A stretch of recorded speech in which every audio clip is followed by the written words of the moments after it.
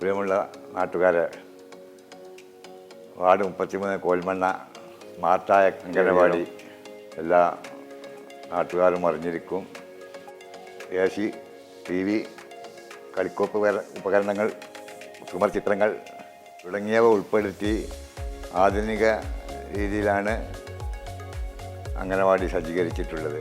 അതിൻ്റെ ഉദ്ഘാടനം ബഹുമാനപ്പെട്ട മലപ്പുറം നഗരസഭാ ചെയർമാൻ ശ്രീ മുജീബ് കാടേരി അടുത്ത ശനിയാഴ്ച രാവിലെ 11:30 നിർവഹിക്കുന്നതാണ്.